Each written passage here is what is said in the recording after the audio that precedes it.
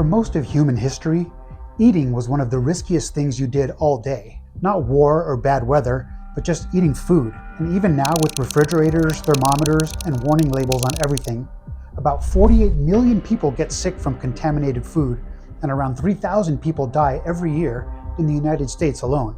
Around the world, there are almost 500,000 deaths each year, and half of those are children under 5 years old, according to the World Health Organization. The truth is that eating some foods is like playing Russian roulette with your gut. You could do everything right and still lose.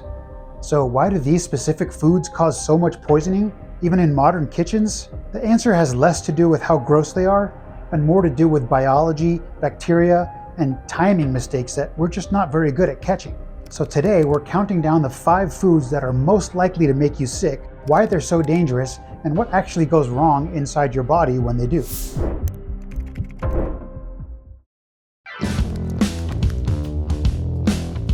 Eating leftovers is the kind of thing that feels harmless. They don't typically look or smell suspicious, and they usually come from food that was cooked properly in the first place. So how does that turn into food poisoning? Well, cooking food doesn't make it safe forever. It just hits the reset button on bacterial growth. The moment hot food starts cooling down, the clock starts ticking again. Bacteria thrive in a very specific range of temperatures, roughly room temperature up to maybe a little bit warmer. Too hot and they die, too cold and they slow down, but right in the middle, they multiply like crazy. Some bacteria can double their population size every 20 minutes. That means just a few survivors can turn into millions overnight. So leaving food out for just a couple of hours might be all they need. Certain foods, especially rice and pasta, are associated with a bacteria called Bacillus cereus, and it's not above playing dirty. Even if you reheat the food later, the toxin it produces can survive the heat. So you microwave it, it's steaming hot, it smells fine, it tastes good, and then an hour later, your stomach hits the eject button. That rapid onset of nausea and vomiting isn't from infection, it's poisoning. Your nervous system detects a toxin and says, "We gotta get this out of here now." So leftovers aren't dangerous because they're old. They're dangerous because of the amount of time spent in that Goldilocks warm zone sitting on your countertop. If food sits out or gets reheated multiple times, you're stacking the odds against yourself. And we all know it's no fun when you can't keep fluids down, so you get dehydrated, your electrolytes drop, your blood pressure falls, and suddenly it's an overnight stay at the hospital for IV fluids and anti-nausea drugs, all from a meal that felt totally safe.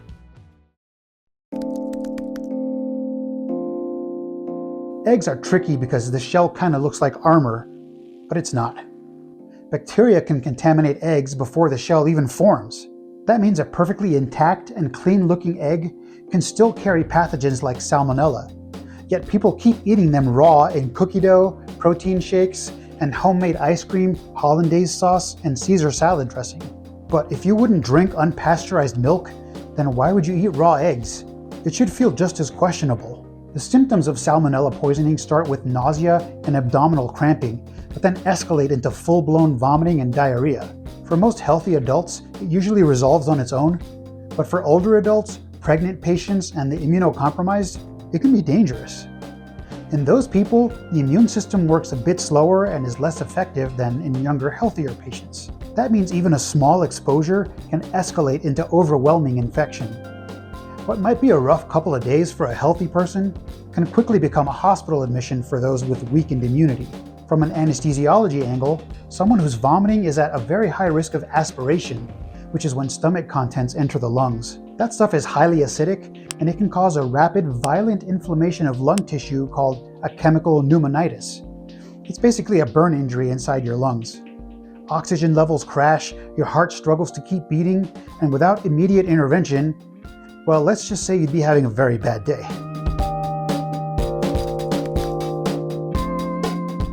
Marine bivalves like oysters, mussels, and clams are basically biological filters.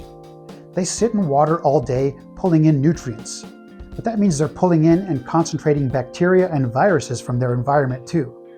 If the water's contaminated, so are the oysters. The primary poisoning culprit here is a group of bacteria from the genus Vibrio, which thrive in warm coastal waters like the Gulf of Mexico. This is the same group of bacteria that causes cholera, and they aren't killed by lemon juice, hot sauce, or even alcohol, despite some popular myths. The species Vibrio vulnificus loves to lodge itself in filter feeders like oysters and is one of the scariest food-related infections we see. In healthy people, it can cause vomiting, diarrhea, and abdominal pain. But in people with weak immune systems or chronic liver disease, it can actually be fatal. Those conditions leave patients with a low number of white blood cells, which are the body's tools for fighting infections. So, low white blood cells plus aggressive toxic bacteria is a really bad combination. From an anesthesia standpoint, these patients can crash really fast from severe metabolic acidosis, extremely low blood pressure, and multi-organ failure. Cooking shellfish thoroughly eliminates most of the risk, but eating it raw is basically a gamble. If you have chronic illness or immunosuppression, it's not a gamble worth taking. Just cook them.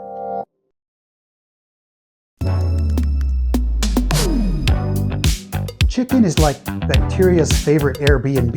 The two big players here are Salmonella and Campylobacter. The scary part is you can't see or smell them, but they're both extremely efficient at causing bathroom misery. Now, the reason chicken is so dangerous isn't just that it carries bacteria, but that those bacteria are present before the chicken ever reaches your kitchen. And washing it doesn't help. All that does is spread bacteria all over your countertops and hands. The only way to kill them is to cook the chicken thoroughly. Undercooking chicken by just a few degrees means that some of those bacteria are still alive when you scoop that dinner into your mouth. And once inside your body, they trigger inflammation in your intestines, pulling huge amounts of fluid into your gut. That's why the symptoms aren't subtle. It's cramps, fever, and really bad diarrhea, sometimes bad enough to send you to the emergency room. So undercooking is the obvious risk, but cross-contamination is what actually gets most people. Using the same cutting board or knife and then touching ready-to-eat food is enough to cause food poisoning. From a medical standpoint, these infections can cause severe dehydration, high fevers, and sometimes even sepsis, which is when an infection enters the bloodstream, leading to way worse problems. In anesthesia patients, this matters because dehydration and electrolyte imbalances increase surgical risks. So fully cooking poultry to a safe internal temperature and treating raw chicken like it's hazardous material isn't paranoia, it's evidence-based bad time prevention. This one surprises people a lot. Salads feel safe, clean, and healthy, but leafy greens are one of the top causes of foodborne illness worldwide. The main pathogens here are E. coli and sometimes Listeria. The contamination often happens at the farm level because lettuce and spinach grow close to the ground, which means they're exposed to dirty irrigation water, soil bacteria, and even animal waste. And once bacteria stick to those leaves, they're almost impossible to wash off completely. Pre-cut bagged salads are especially risky because they provide moisture and surface area for bacterial growth. Whole heads of lettuce handled carefully are lower risk, but no raw produce is zero risk. And unlike meat, we don't cook salads, so there's no heat step to save us either. Clinically, E. coli can cause severe bloody diarrhea, and in rare cases, renal failure. For anesthesia, this becomes a nightmare of fluid shifts, anemia, and kidney dysfunction. When those bacteria hit your gut, they don't need a lot of time to cause havoc.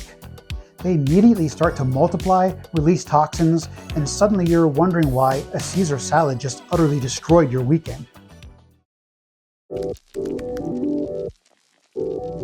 Food poisoning isn't just a punch to the gut. It's like getting your body a free stress test. Vomiting leads to electrolyte imbalance, acute kidney injury, and hypovolemia, or low blood volume. Diarrhea can throw your body's chemistry way off and can even cause cardiac arrhythmias. Fever and sepsis increase oxygen demand and reduce your body's ability to handle illness and stress. When these patients show up needing surgery, anesthesia becomes significantly higher risk. Delaying elective cases and aggressively resuscitating with IV fluids is often necessary. Yet every year people die from it, especially the very young, the elderly, and the medically fragile. From a population standpoint, food safety is just as important as any medication we prescribe. So this isn't about fear, it's about respect for how powerful microbes can be and how thin the line is between a normal meal and a really rough night. The amazing part is that your body usually wins, even when it feels like you lost.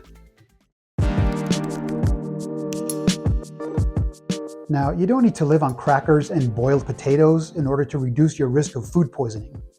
Just follow these 5 basic rules. 1. Cook poultry thoroughly and avoid cross-contamination through your hands or cutting board. 2. Use pasteurized eggs or fully cooked egg products whenever possible. 3. Be cautious with bagged salads and eat them quickly after opening. 4. Avoid raw shellfish, especially if you have chronic disease. And 5. Don't leave leftovers out at room temperature. Put them in the fridge as soon as possible. Food poisoning roulette isn't random, and understanding how to bend the odds in your favor lets you play the game much safer. If this video made you think twice about what's really on your dinner plate, then it did its job. As anesthesiologists, we obsess over airway safety, hemodynamics, and pharmacology. But prevention starts long before the operating room. A little food safety can save you days of misery or even your life. If you found this helpful, do me a favor and share it with that friend who still eats raw cookie dough. Stay safe, wash your hands, and I'll see you in the next one.